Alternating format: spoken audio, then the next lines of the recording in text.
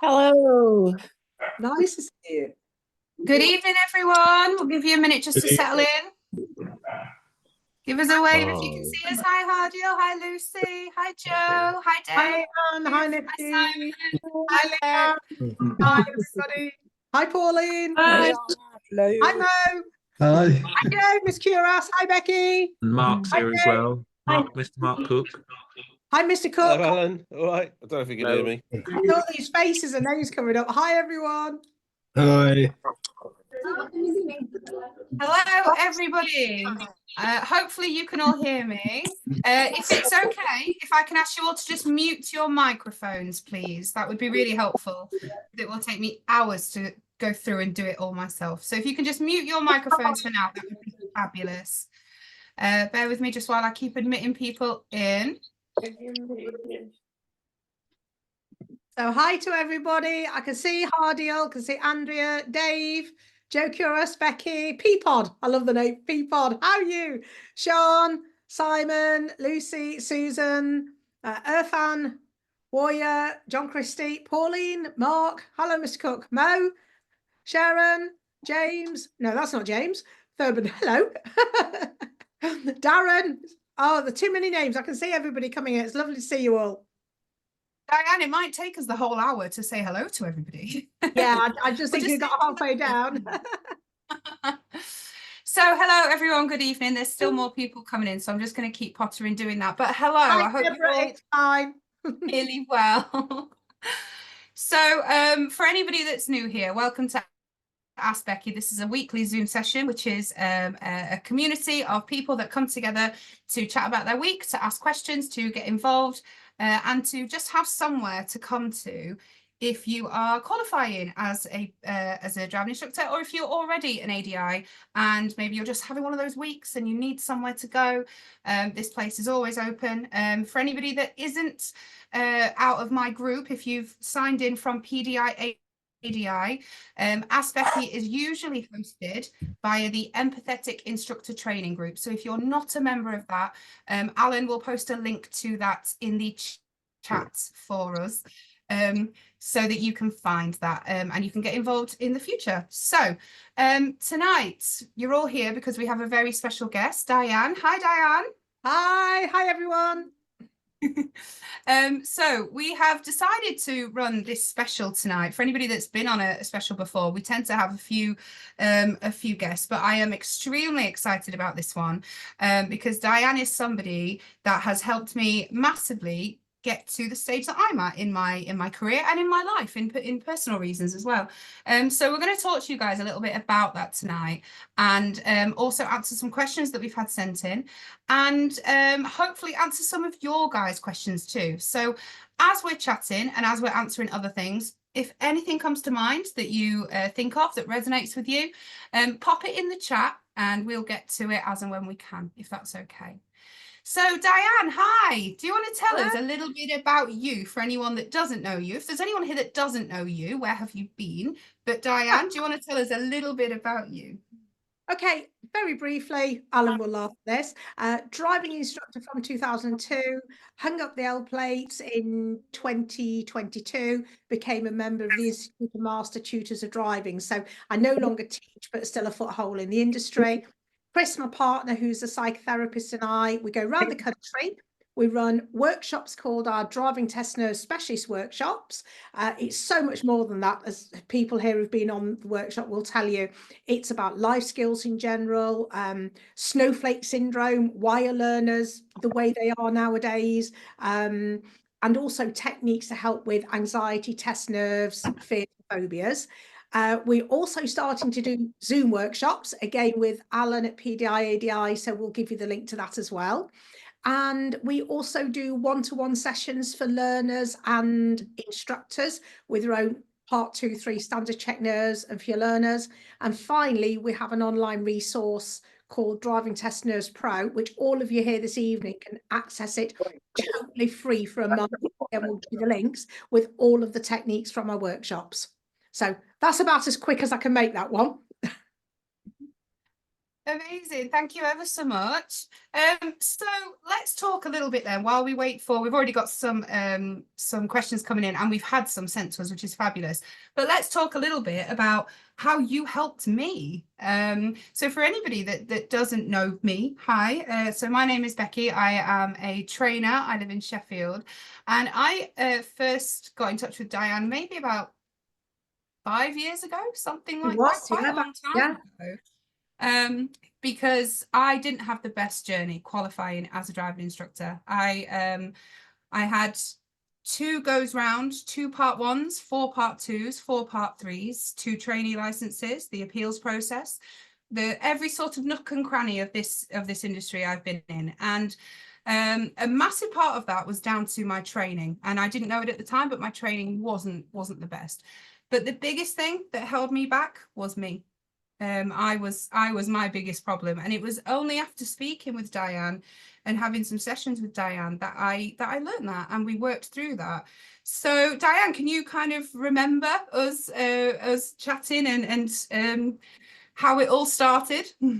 Oh my gosh, yeah. I mean, I had this message off Becky and I've been round, I think 17 times. I know you'd been round a couple of times and nerves were getting the better of you and you'd got all your information. And what was interesting, I've just seen, hi, Nikki Binns. I've just seen Nikki going, your course is amazing. Any tips on to retain information? And I think this was you as well, Becky. You were saying you've got all the information with your learners, you're fine. But then as soon as it comes to that part 3, one of 2 things happen. Either your gob goes on overdrive, so you're trying to get 40 hours worth of tuition into one sentence, that's the adrenaline, or the other way, you shut down the cortisol, you can't think, you can't process, you just can't get your words out.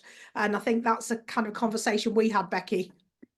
Yeah, absolutely. It was very much a case of I could have read with my eyes closed all the competencies. I could have narrated to you the national standard for driver rider training. I was, as a PDI, I was teaching PDIs in my local area as well. The knowledge, the understanding, the skill was there. But on that test, with that guy sat next to me, sat behind me, it just all went to pot.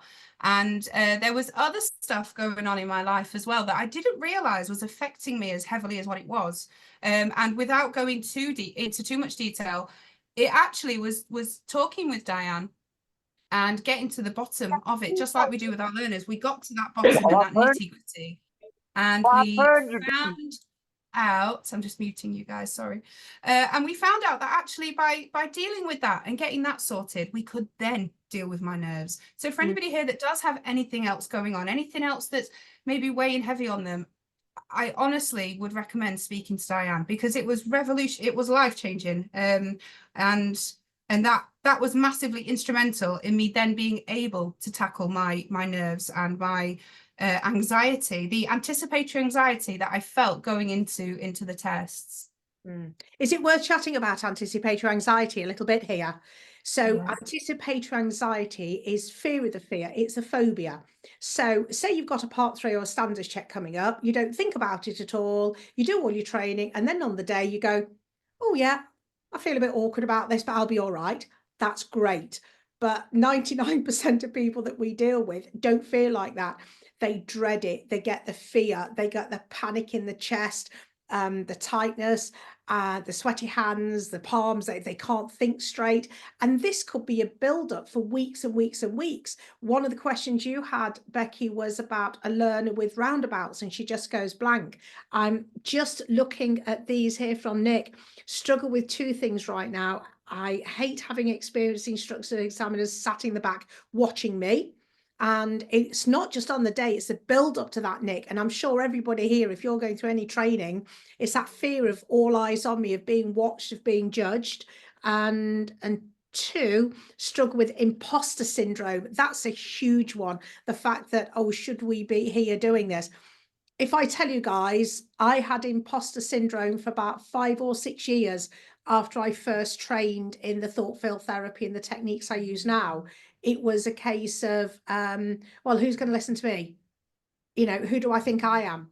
And then people see me on Facebook now, or they'll tag me in, or Becky in, or whoever, and they see us as kind of up there doing all this stuff. But everybody's gone through this imposter syndrome. So imposter syndrome, anticipatory anxiety, two absolutely huge areas. Nick, if you want to message me privately, we'll have a chat about that. Oh, I love this. Hardy, or me too, reached out to Diane about 7 years ago when I was struggling with my pupil Katie. I remember Katie, when I learned the ABC technique, my life changed. Now, I haven't got, thanks Hardy for that, I haven't got time to go into all the techniques this evening, but you can all have free access to Driving Test Nerves Pro for a full month, so you and your learners can all use it, access it, and have a look at all the techniques. So I hope that helps there, Becky.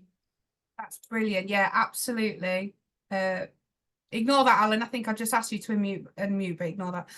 Yeah, absolutely. So let's crack on with some questions then, because we're getting some in the chat and we're going to get back to the ones that we've been sent as well. So we'll start off with Mohammed, because you posted it twice, Mohammed. So we'll start off with you. So you're a PDI, you've got your part 3 next week. Any tips and tricks for me as a PDI and for the pupil in the part 3? Go for it, Diane. Any tips and tricks for part 3 for a PDI and for the pupil? Right. Okay. Well, we've got two aspects here, confidence and competence. So I'm not going to deal on the training side at all. I'm going to hand that over to Becky because she'll be really helpful there. What you need to know from the confidence perspective is, do you feel confident? Do you feel ready? Are nerves going to get the better of you on the day? If so, please message me. We've literally got tips, the 2-minute techniques. We can control your nerves in under 2 minutes. Have a chat to your learner as well, because on the nerve side, so many PDIs will go in for part 3. They've got a lesson plan in place and they're going to do, I don't know, roundabouts or whatever. Then all of a sudden the pupil just goes to pieces. They stall all over the place because the learner is having the anxiety of knowing that their instructor is being tested. So that can change the learner's mindset as well. So please feel free to message me about that if privately, and then we can have a chat about that. Becky, do you want to handle that more on the training side as well?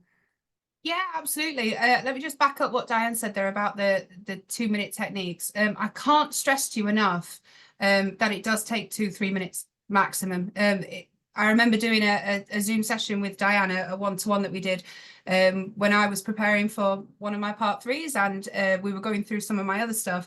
And I remember it really clearly. So I remember being in floods of tears on Zoom to you, talking about stuff. We were having a great natter, and Diane said, "You had waterproof mascara." You would have been like Alice Cooper otherwise. And Diane said, let's try this, and we did this technique, and oh my goodness, it's the thing that we were talking about, the emotion was taken out of it. I was able to then talk about the thing that we were talking about without any emotion in there again, and that's really, it's incredible. It's Diane, sometimes known as known as the tappy hand witch, aren't you? Sometimes the tappy hand dance lady, or the witch. Hand dance witch. Yeah. The techniques are so fast, even to the point of me having been to test centre and another instructor coming up saying, "Oh, Di, can you do your magic on this quivering 17-year-old?" And you literally have got those 2 minutes before the examiner comes out. When we do the workshops, we cure, Hardy's already doing it. When we do the workshops, we cure fears and phobias. So we'll have 2 or 3 people come out, and it could be as bizarre as a fear of heights or lifts, through to somebody who had a fear of feathers and tomatoes, and it really was some weird stuff. And we just cure people in 3, 4, 5 minutes. So that's how fast it is. It is amazing. Whenever I take learners to the test centre now for their test, the examiners come out and they fully expect my learners, knowing that I've brought them, to be sat there tapping. It's brilliant. So to go back to your question, Mohammed, so any tips and tricks for you as a PDI and for your pupil? So from a trainer side of it and not the nerve side of it, keep it simple. I know that term is bashed about a lot, but really keep it simple. Know exactly what it is that your learner needs.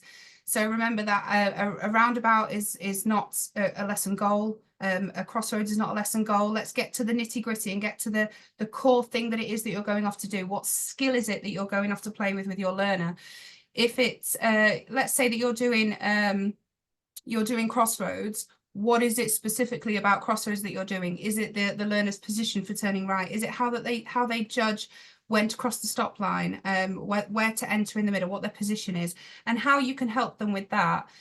That's the best. The best thing to remember is just really keep it simple and be specific. Be really specific and appropriate. If your learner does experience nerves, just like Diana said, be client-centered. And client-centered doesn't mean this is the lesson plan I've thought of, this is what I need to do because an hour ago this was what their need was.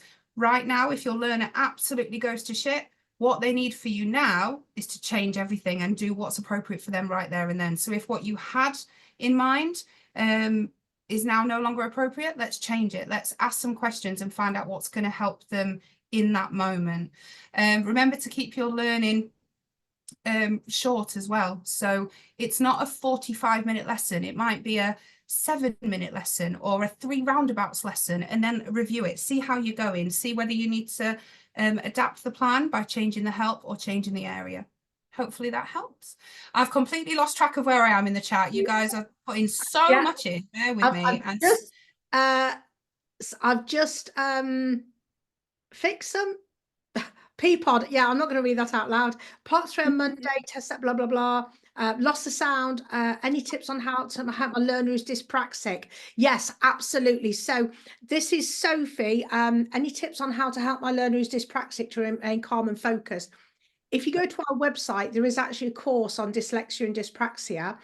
But so we can do a separate Zoom on that as well. But what you'll know is if you've got any pupil who's on the spectrum, so that could be anything from dyslexia, dyspraxia, ADHD, autism, or whatever, if their nerves get worse, then that will exacerbate their situation. So for a dyspraxic learner, they will struggle with, like dyslexics, sequencing information, short-term memory, struggling with left and right.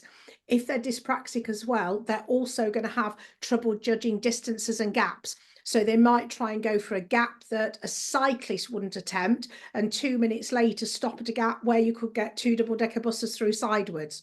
So if their anxiety levels go higher, then that will make those conditions worse. I'm going to pop the link in for everybody. If you go to our website, sign up for Driving Test Nerves Pro, you're going to get it totally free for a month. You can sign your dyspraxic or any of your anxious learners up to it. Let them use it totally free for a month. See how you get on with it. That will then help your dyspraxic learner to keep the nerves calm, keep them under control. So I hope that helps with that one. That's Sophie. Sean, so we've got a couple of questions from Nick, if you're happy for me to give you them, Diane. Yes, absolutely. So we'll break them down. We'll do one at a time. So Nick's first thing that he's struggling with right now. So he hates having instructors or examiners sit in the back watching him. He knows it's necessary, but is there anything you can suggest which could help me ignore them? Right, really good question. That one of the UK's biggest fears is that of being watched, and you hear all these things like, oh, we imagine them with no clothes on and all that. That doesn't really help. What you've got to do is to change your language. Now, on this Zoom this evening, we're not going to be able to go into this in full, although we will be doing it on we've got a couple of Zoom workshops and we're talking about this, little mini workshops on the 5th and 19th of December, is how your language affects you. So I bet you say things, Nick, like, I hate this, I hate being watched, I always feel judged, all eyes on me, I panic, I can't get my words out. All that language and internal talk that you're doing is scaring what we call your chimp. If you've read the book, The Chimp Paradox, that's scaring your chimp, or it's scaring your limbic system. Your limbic system then goes into overdrive and perceives that you're in danger. Just think, Nick, of the language that you use thinking about being watched. Same as your learners, we said about roundabouts, I hate this roundabout, I always stall, I panic, everybody hates me, I'm holding everybody up. Again, you are creating all those negative emotions with your language. So on the courses, we can show you how to change your language so you don't activate your emotions, Nick, so you don't get that horrible feeling. So if we can stop the cortisol, which is the shutdown hormone, and we can stop the adrenaline, which is your fight and flight, the need to get out of there, You're not going to get the imposter syndrome. You're not going to get this anticipatory anxiety, and you're not going to have this fear of being watched all the time. That's a shortish answer. Could go on. Brilliant, thank you. And then Nick's second question, he struggles with imposter syndrome sometimes, in that I don't always feel like I can take charge and almost be the boss when needed. Any guidance would be great. Right, this again is two parts. The training, we're going to come back to Becky for this as well. Emotionally, this is, you know, it's a whole new career for lots of people. It's a big change, and lots of people think it's going to be easy to be a driving instructor because you can already drive, therefore you can teach. Well, we know from School of Mum and Dad that that isn't true at all. Again, this is coming back down to your language and your confidence in your ability, which is something that we can help with. So please, Nick, just give me a ring. I'll put my phone number and contact details on. We'll have a chat about that. Becky, your perspective as a trainer. So Nick, I think from what I can see from your comment, which I've completely lost because there's so many comments in it, you said you struggle with taking charge. So this is where, and I remember being a PDI feeling like I can't tell the learner if they've got something wrong because I'm just a PDI, and that is that imposter syndrome where you feel like you're not good enough to tell them what's right and what's wrong. But remember that being client-centered, which is what we need to be, is not just about the pupil saying, I want to do this, and you going, oh, okay, because I'm a PDI and that's what I think I should do. Actually, being client-centered means, what does that client need right there and then? If something is not going right, there is nothing wrong with you asking them to pull over and saying, whoa, let's have a chat about this. Tell me what you think is going on. Let's get to the bottom of it. If that's what they need, then that's their need. If they need you to take charge a little bit and give them the correct structure to help them learn what they need to learn, that's absolutely okay. And remember, you know, you've got to the point where you've passed your part 1, you've passed your part 2, you are an advanced driver, you have done the recommended training to get you to your pink license. Just keep that in mind. When you're feeling like you're not good enough as a PDI, just remind yourself how far you've come. And hopefully that will help you not feel that imposter syndrome, and know that you have absolutely every right to keep that car safe, keep you and your learner safe, and help learning take place by not just doing what they want, but by helping them learn what they need to learn in that moment. Does that help? I think that's a really, really good point, Becky. And in my original Elevate Pass book, which is about 16 years ago now, I had this graph of confidence and competence. And as your competence, so from Becky's side as a trainer, your ability grows, so does your confidence. So what you want is equal amounts of both. Now, if your training is lacking, you're never going to have the total amount of confidence in yourself because you haven't got the training. But then you can get people who lack confidence generally. So if you feel you're lacking in either area on the training side, please message Becky. She's put her details in the chat. Go to Becky's website or go to the Empathetic Instructor Trainer on Facebook. I think you've put it in the chat. If you think you have got the ability, but it's the nerves on the day, the lack of confidence in yourself, the imposter syndrome, that's something that I can help with. Becky, is it all right just to mention, you know, you said about bringing the past into the present, and a lot of the things that I'm not going to go specifically into what Becky and I discussed. We might have a long session between us all, but most people coming into this job are not 21 or 22. They're a little bit older. They've had other careers. They've had a history. We have a tendency to not live in the moment, but to bring the past into the now. I cannot tell you the number of one-to-one sessions I do with learner drivers and with PDIs and ADIs who it's their past that is affecting them now. Now, Nick, I'm not picking on you specifically, but I'm just using you as an example because you said about imposter syndrome. The things I hear on a daily basis, I'm crap, I'm useless, I was bad at school, I was bullied, mum and dad split up, this happened, the other happened, I've never been any good at exams, I hate being watched. All of this past is not dead and buried, but most people are bringing it into their present. So instead of just dealing, that's all gone, that's all past, drop a line under it, this is now, it's not. So all of your past experiences, if you've had a brilliant history, no issues, no medical problems, no money problems, no parental issues, no school issues, no exam issues, no relationship problems, then you haven't got a bad history file.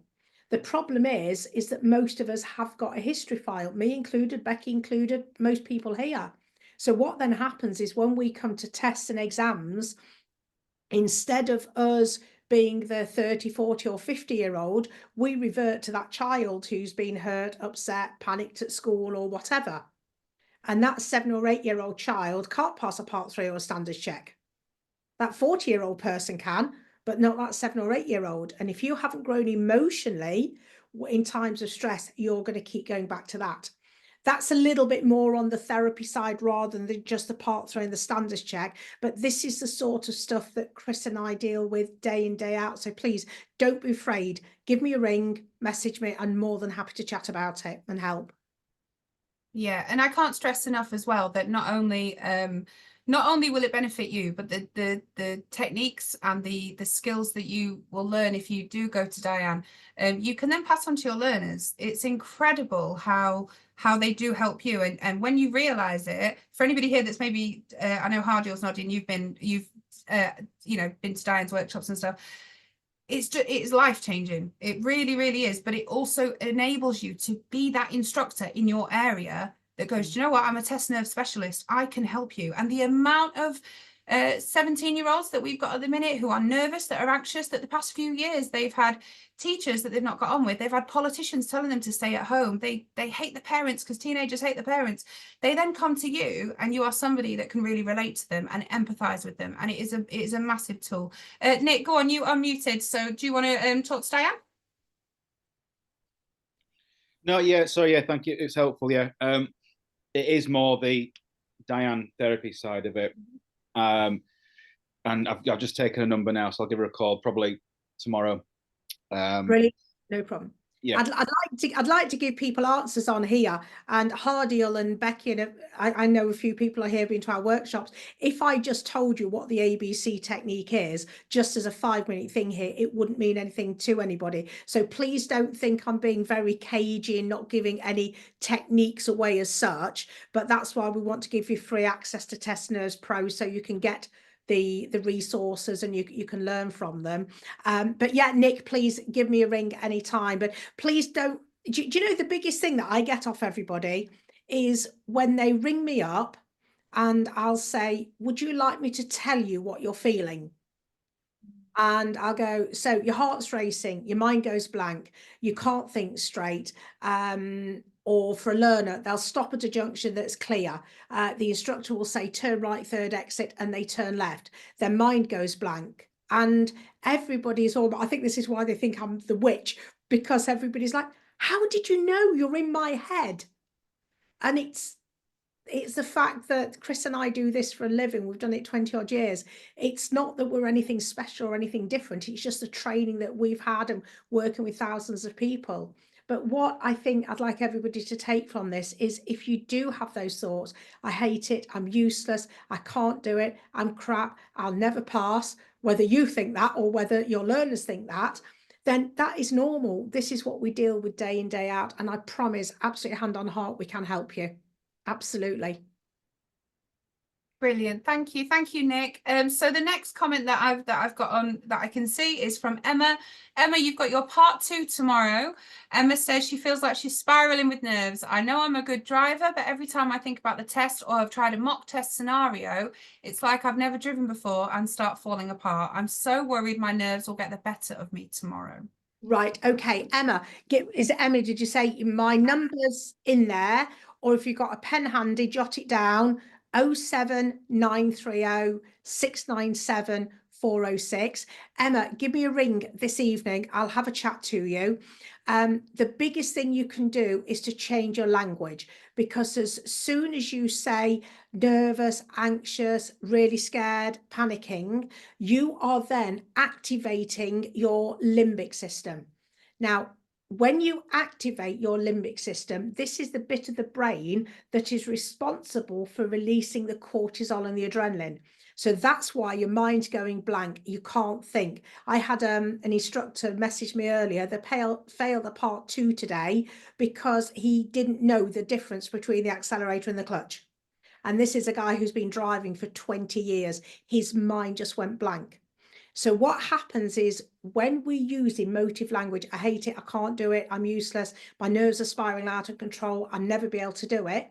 When you're saying things like this, Emma, you are scaring your chimp, or we'll talk about the chimp on the workshops, or your limbic system into believing that you are in physical danger. When your emotional part of your brain, when your chimp believes that you're in danger, its sole job is to protect you. That's all it's there for. So when you use emotive words like fear, anxiety, panic, terror, overwhelm, or dread, your limbic system thinks, all right, we're in danger. I have got to protect you. So please, Emma, give me a ring. We'll start to change your language. First thing I want you to do is stop using those words. I'll give you some more tips if you give me a ring afterwards, but start to bring logic in. You know, oh, Hardiel has got it there. Thanks, Hardiel. I was just going to say, and Nikki Binns mentioned it as well, The Chimp Paradox by Steve Peters. Absolutely fantastic, fantastic book. In Driving Test Nurse Pro and in our workshops, we talk an awful lot about this. So it's really well worth getting. If you come along to either our Zoom or in-person workshops, or get yourself onto Driving Test Nurse Pro, you'll learn a lot more about the chimp brain. Obviously, in this session, I haven't got time to go into it in full detail, but Emma, please do give me a ring and I'll give you some tips for tomorrow as well.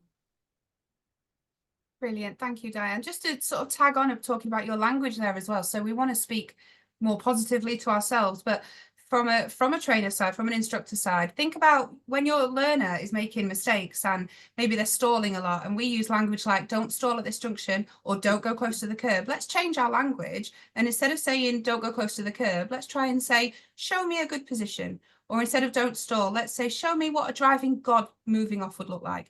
Changing that language can help ease your learner's nerves as well. If you have that negative connotation in there in don't stall, all the learner thinks is, oh God, I can't stall. Whereas actually, if we can change that into show me what a good one looks like, it makes them feel so much better. And if we can improve our learners' self-efficacy, if we can help them feel better when they are learning to drive, they're going to enjoy it more, they're going to be more likely to engage with you. So we've got another question. How do you deal with pupils snowballing during test? Recently had a pupil make a mistake that wasn't actually an issue with the examiner at the start of the test. Then the test snowballed out of control. Yeah, okay, I'll come on to that. I'm just going to read this one from Dave. I showed my very nervous learner the videos from your course, lesson 3, topics 2, 3, 4, and 5. She got upset as she said that you were talking directly to her. She has now agreed to do it after refusing for a couple of months. Dave, that is fantastic. So using the course. So the snowball effect is horrendous for instructor and for learner. If anybody here is teaching manual, a learner will come back and you'll say, how did the lesson go? And they will go, oh, I stalled 3 times. They never thought to mention the 10 or 15 times they moved off without stalling. Now, you'll hear a lot talked about mindfulness, and I'm not a great trainer in mindfulness. We do other things, but keeping really, really in the moment. Now, the thought field therapy that we do, again, you can have access to this for free for a whole month in Driving Test Nurse Pro. The thought field therapy, or the tapping as people know it, is really, really effective at keeping people in the moment. I am going to show you the tappy hand darts in a minute that will help with this. So what the problem is that if you're not in the moment, you're focusing on the mistake that's just happened, the stall or the car that beeped you or the maneuver that went wrong, or you're worrying about what's coming up, the big roundabout or your debrief at the end of your part 3, that you're not either yourself or your learner in the moment. So the biggest thing to do is to talk to your learners about staying in the moment. The techniques in the course, again, will help with that. If anybody wants to give me a ring, I'm more than happy to chat to them about that, about getting rid of the emotions from things that have gone wrong previously. So certainly help with that. Yeah, that's brilliant. The tappy hand dance, when Diane shows us in a minute, it's something that I use. I wake up and do it. I will do it halfway through the day if I feel I need to. Sometimes it can really help with all the, I'm sure Diane's going to explain it, all the benefits to it. It can help in a lot of ways, definitely. Brilliant. Are you happy to do that, Becky? Yeah. Should we do it now? Right. So there's something in the training that I do in thought field therapy. People might have heard it as tapping or EFT or TFT. So this is tapping specific acupressure points on your body that relate to different emotions. At first, I was 15, 16, 17 years ago, I just laughed at this, thinking it was so bloody stupid. Now, 16 years on, I trained in 2008. I cannot tell you the number of successes. You just have to read the testimonials on the website for the workshop about people using it. One of the biggest things that happens to everybody on a daily basis is we go into something called psychological reversal. Right, for those of you who've got your cameras on, stick your hands up if you have learners that muddle up lefts and rights. Okay, stick your hands up if you go upstairs and you forget what you've gone upstairs for. Stick your hands up if you look for your glasses and they're on top of your head. Stick your hands up if you're on your phone and you're going, I'm sorry, mate, I'm going to have to go. I can't find my phone anywhere. Stick your hands up if you say things like park instead of car park, or you go and put the coffee in the fridge and the milk in the cupboard. Right. I did that today. I literally put the coffee in the fridge today, honestly. Yeah. The best I ever had, a lady the other day, she said, oh my God, I can't believe it. She said, I couldn't find my phone anywhere. So I picked my phone up and used the camera on it to try and find my phone. Yeah. Think about that one. We've all been there. We've all been there. So all of these things are something called psychological reversal. Those who've been to the workshop will know I do this technique as this arm testing, and it's actually, if you've been to our workshops, we've pinned it up we have a private Facebook group for all instructors that have been to our workshop, so there's a video of it on there. So if you have learners who you say next left and they're looking for the watch or the bracelet, or they're making an L with that hand, the problem is if they're dyslexic, that's also an L, or they're looking for the stickers that you've got on dashboard or various points. None of that anymore. You're just going to do the tappy hand dance. Really, really simple. A few of you know it already. Tap the side of your hand. Hardio's doing it, knows it, underneath your nose and the side of your other hand. That will stop your learners muddling up lefts and rights. It'll keep you present. It will stop you going upstairs and wondering what you've gone upstairs for. For some learners, you might only ever do it once, and that's it. You never have to do it again. For some learners, you might have to, especially if you have dyslexia, dyspraxia, etc., you might have to do it a couple of times on a 2-hour lesson. Put your hand up. I know Hardiel does. Put your hand up if you're already using, I think Helen is, a few others are. Put your hand up if you've already used this tappy hand dance. Yeah, I know Lucy has, Becky has, I have, Hardiel has, Joe has, yeah, Dave has. So is it effective? Give a thumbs up if it works. Fantastic. So it looks really bizarre. Your learners will think that you've lost the plot, but seriously, go and try it. And there's some more advanced techniques in there if you want to get into a really positive mindset. So say for a part 3 or a driving test or whatever. So say you've got your part 3, you can tap the side of your hand and say, I want to take my part 3 with confidence. I want to take my part 3 with complete confidence. I will take it with confidence. I'll take it with complete confidence. Under your nose and side of your other hand. Do that. That's only one of the techniques, but that is going to really, really help you stay in that positive frame of mind for it. But again, please feel free, give me a ring. Hills, what words should we use instead? That's a really good one. Give me a ring or get Driving Test Nurse Pro, and that tells you exactly with our ABC technique how you can change your language to get the outcome that you want. Brilliant. So everyone's going to be tapping now all day, which is brilliant. Oh, that's on the website as well. Sorry, Becky, the video of that's on my website as well. Yeah. And a good tip for anyone here that does have learners that maybe you find you're doing this quite regularly with them, add it into the beginning of the lesson when they get in and you're having a chat with them and you're asking them how their week has been. Add it in, just get them to be tapping as they're talking to you about their week and about what you're going to be getting up to today. Some of my learners get in and they will start tapping before me. It's just becomes part of their routine of getting the seat sorted and getting the seat back on. It becomes part of them. I specialize in helping some learners with special needs as well, and honestly the difference it makes in them focusing, they sometimes ask me, how does it work? I go, it's just magic. It's just magic. And yeah, it's not a placebo. It's genuine. It's crazy. Try it and pop it in my group and tag Diane and let us know how you get on, because you won't believe how it works. I don't think Chris is on here tonight. I had somebody come to me for some part 2 training who just needed a little bit of help with things like this, and he tried it, and on the next junction I said, at the end of the road, we're going to be turning right, and he just did it. He just turned right, and he literally kind of stopped the car and he went, oh my God, I got it correct. And he just couldn't understand how he did it. It was crazy.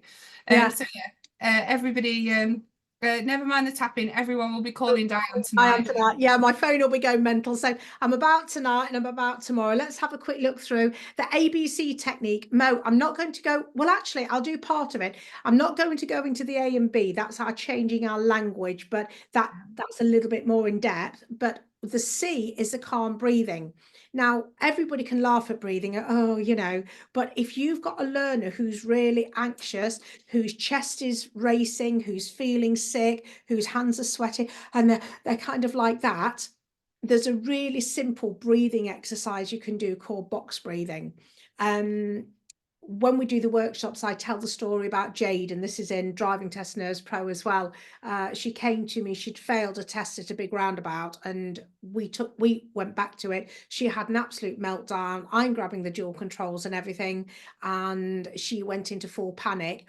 We did the thought field therapy with her, but before that, we did the C of the ABC, which is the calm breathing.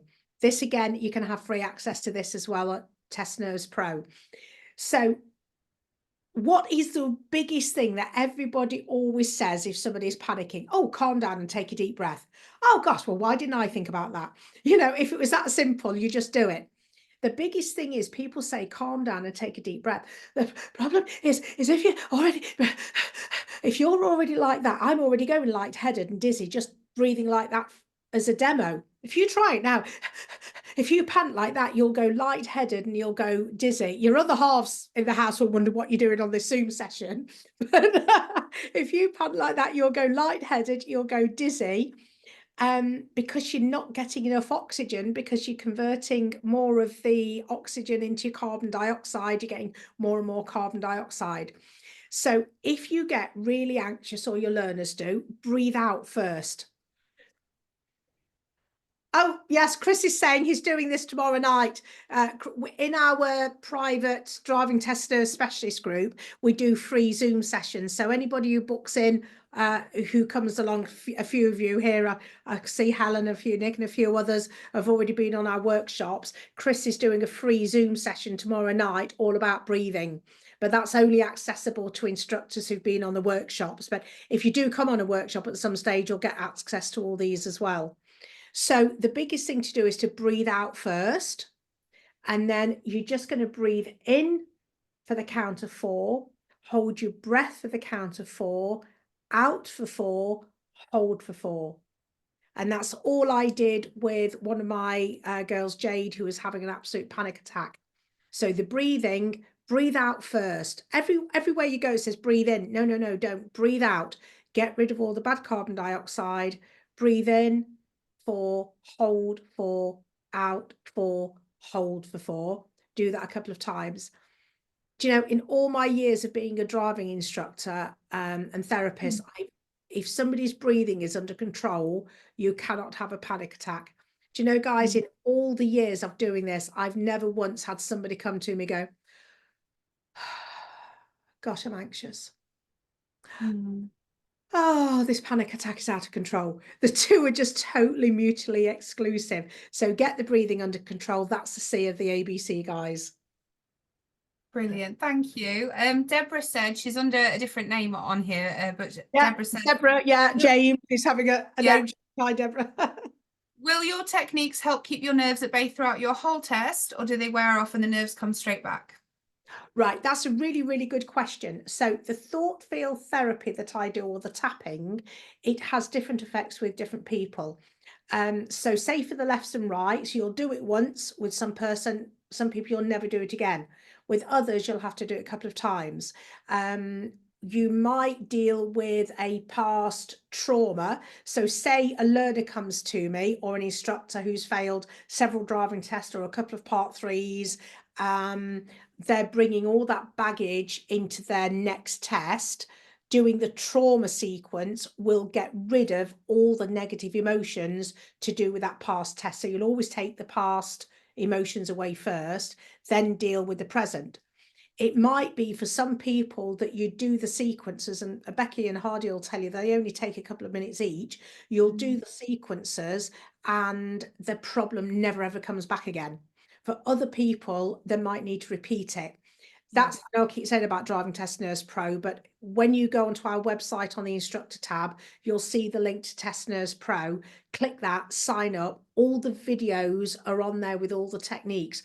So you can add all your learners to this as well and start to use them totally for free for the next month anyway, and see what you think of it. So adding on to that, Diane, it might be a good idea to talk about Laura Driver now and about past experiences. Yes.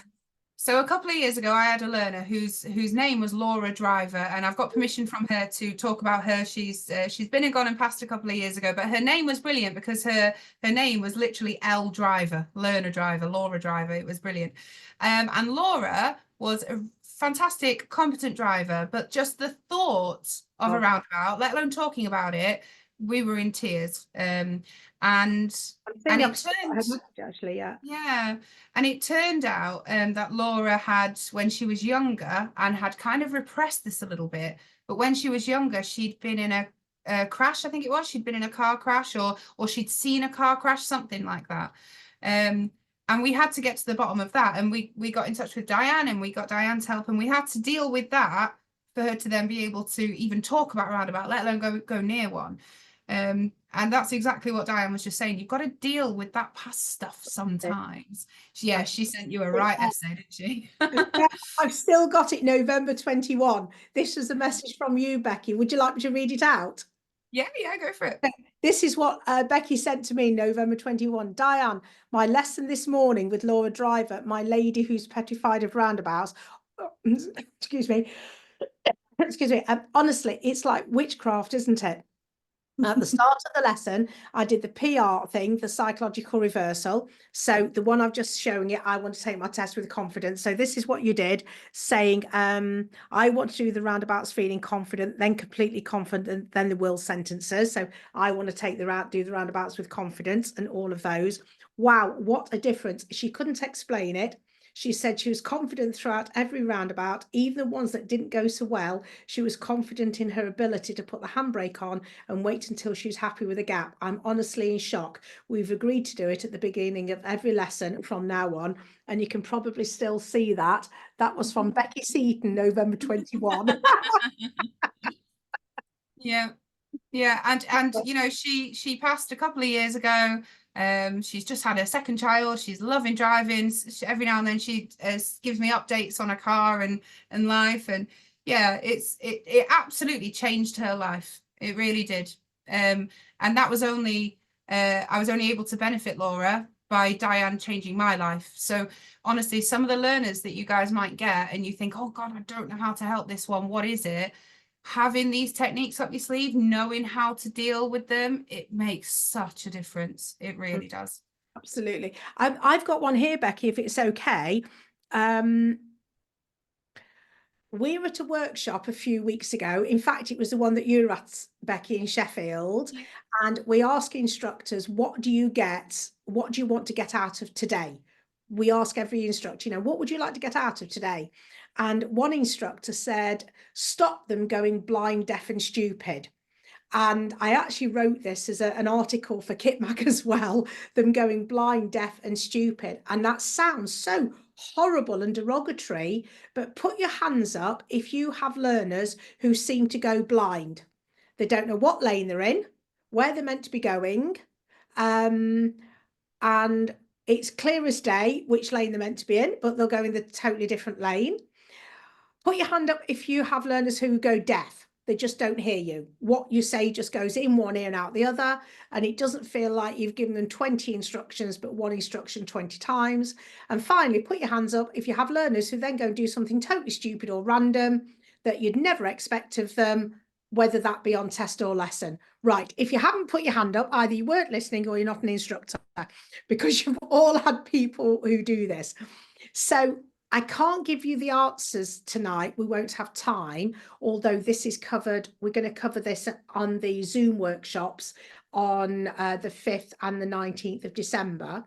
But what happens is when they go blind, deaf, and then do something stupid, their brains are flooded with cortisol or adrenaline. Adrenaline's a fight and the flight. They'll pull out on the cars. They don't even see it. When they're being chased by that saber-toothed tiger, i.e. the Audi, they're not going to look and see what the pretty colours are and everything either side. They're just intent on getting away. That's the adrenaline. The cortisol is the shutdown hormone. You can't think. You can't process. There's no peripheral vision. You have something called auditory exclusion, because in times of stress, you don't want to hear, you just want to be shut down. And then you'll probably say to a learner, I know the word why is quite, Becky, we were discussing this the other week when you were on the Zoom with Lee Sperry. And I know the word why is quite a harsh one. Why did you do that? Or why didn't you do that? And I know Becky will probably give you another way on that as a trainer. But if in your head you're thinking, why did or didn't they do that? They will turn around quite honestly and say, I don't know. Because when their brain is flooded with cortisol, it's the shutdown hormone. They honestly don't know why they didn't see the 38-ton truck, why they didn't go. They honestly don't know why they pulled out in front of a car or stopped when it was clear. So on the Zoom sessions and all the other resources, we talk about BEST, which is how we create panic, the behaviors that happen, the emotions, the sensations they get, the thoughts that create all this. So please feel free to give me a ring, look at the resources, and you'll learn, or come to the Zoom sessions we've got on the 5th and the 19th, and I'm going to explain an awful lot more about that to you. Yeah, Becky, absolutely. Perspective, yeah. Well, I guess sometimes if you're getting, I don't know, quite a lot, nerves are such a big part of it. If something massive has happened that you're thinking that's really obvious, just like Diana said, it's really obvious. Why didn't they do that? And they say, I don't know. It is going to be down to nerves, I should imagine. But if there's something little going on, or if you're maybe having a learner that you hear, I don't know, all the time, you know, Socrates' theory of asking questions says, you know, to get the right kind of answers, ask the right questions. So maybe you might want to experiment with your language and try different questions as well. It might be that you need to ask why in a different way. So instead of just saying, why did you do that? You could change it to describe to me what your thoughts were there, or explain to me why you think you chose to do that there. Try playing with why a little bit instead of just getting straight to the point, because sometimes, especially these young ones, they'll get straight on the defense a little bit. If you ask someone why, they'll just go, I don't know, or they'll get defensive with you. So maybe change that a little bit. That could potentially help. Oh, sorry. Sorry, Becky. I was just saying, can I answer Nick's one? Parissa, yes, I'm going to message you about that. Parissa's asking, are we going to do driving test nerves workshops on Zoom? Yes, at some stage. We're doing the mini ones for now, but we will put more on. Nick, is there a good adrenaline? Can I answer that one, Becky? Is that all right? You can. And then we've got somebody that would like to unmute and tell us something. Right. Okay. Very quickly then. Cortisol and adrenaline are neither good nor bad. They are good when we want them. They're bad when we don't, a bit like Nanny McPhee. The problem is we don't want adrenaline. So if you're being chased down the street by a mad axe murderer and you don't have any adrenaline, you go, yeah, it's all right, mate, you can stab me, it's fine. You want your chimp, you want your adrenaline. if you look at who's the big boxer guy, any of the big boxers, or Lewis Hamilton, or anybody going into a ring, you know, they're not going to stand there smoking a fag, drinking a can of lager. They're pumped up, they're ready to perform, they're getting like this, the adrenaline's getting ready. Lovely quote from, I think, Keith Moon. How do you feel about when you go on stage? Oh my God, my heart's racing, I feel sick, I'm jittery, my hands are sweating. It's fantastic. I'm pumped up and ready to perform. Wow, that is brilliant. But not when you're taking a part 3 or a standards check or a driving test. So adrenaline is neither good nor bad. It's the effects that we have, and it can be bad when we don't want it. Quick answer for you. So there you go. Sorry, Amazing. Becky. No, it's no problem at all. So Hardiel, you would like to unmute and tell us about your pupil?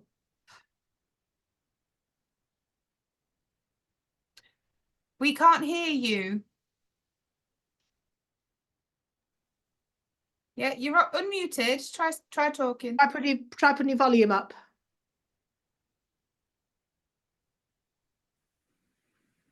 No, we can't. You're unmuted, Hardiel, but your volume on your laptop might not be on. Ah, that's a shame. See if you can get it working. We've only got a couple of minutes left anyway, but we can always get you guys back on and we can do another one and you can tell us about your pupil. So there was another question. I've completely lost it in the chat, but we've only got a couple of minutes left anyway. So Diane, do you want to tell people, just remind people where they can find you? Right, okay, so I'll put the message in the chat at the bottom again. Alan keeps telling me you don't need the www dot, but I still put it on. And I put the phone number, although it's actually the phone number's on the website.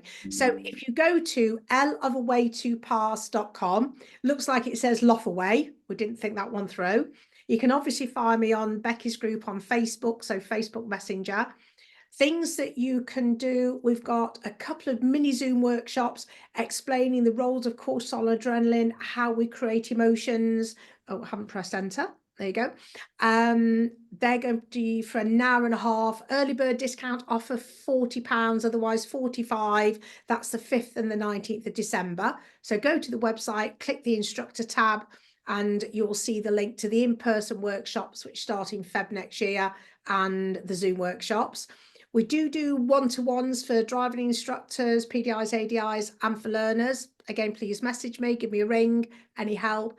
And finally, if you click on Driving Test Nurse Pro, you'll see we've set it as free for a month. So you can all sign up to Driving Test Nurse Pro, learn about the thought field therapy, the tapping, the tappy hang dance, how we create emotions, the chimp, their ABC technique. You can access that totally free for the first month. Then it's what cost a cup of coffee a week to give all of your learners access to it as well. Yes, Shard, we will be coming to Manchester. I'm speaking to Lee Jowett about putting the date in the diary. We do post regularly on Facebook when we've got sessions and workshops. Sean, thanks, Sean. And yes, they'll all be on there. But can I also say, Becky, if you're struggling on, that's me for the nerve side, but for the training side, Becky, I've seen you grow and grow and grow. Your followers that you've got, the number of people that come to me that say, oh, Becky's helped me so much. Becky doesn't come in with I'm a grade A, I'm perfect, I'm wonderful. Becky comes in saying, I struggled with this. And my God, doesn't it make her so empathetic to everybody? So a plug for Becky, if anybody is struggling, please go and chat to her. I'll chuck you a tenner later, Diane. I'll transfer it. We said 50 quid. Yeah, so if anybody wants to find me, it's Empathetic Instructor Training on Facebook or beckyseaton.co.uk. And yeah, honestly, I can absolutely help you with the training and the part 3 and all that kind of stuff. But that's kind of like the plaster. If you've got other stuff going on, the prevention is Diane. So get yourself to Diane if you've got other stuff going on. Absolutely. Thank you so much, everyone. This will be on YouTube in the group. I'll post the link in the group for everyone to find it. Thank you so much, Diane, for joining us. Have you enjoyed it? Oh, it's absolutely lovely. I mean, you know me, Alan came on earlier and said, well, Diane won't stay quiet. And it's trying to shut me up. And when people are asking questions, you just want to give a full answer and to give everything, but you just can't in such a small time frame. So we're trying to give people bits and bobs, but please do get in touch. Hardiel, have you managed to unmute yourself? No, still not working. No, it's still not working. We'll get another one sorted. We'll get you on and we'll do an Ask Becky and Hardiel one day. There we go. Oh, yeah, Hardiel's amazing. Hardiel's amazing. We love him. Amazing. Thank you, everyone. Enjoy your Wednesday evening and we'll see you all soon. Good night. Bye-bye. Bye, everyone. Okay.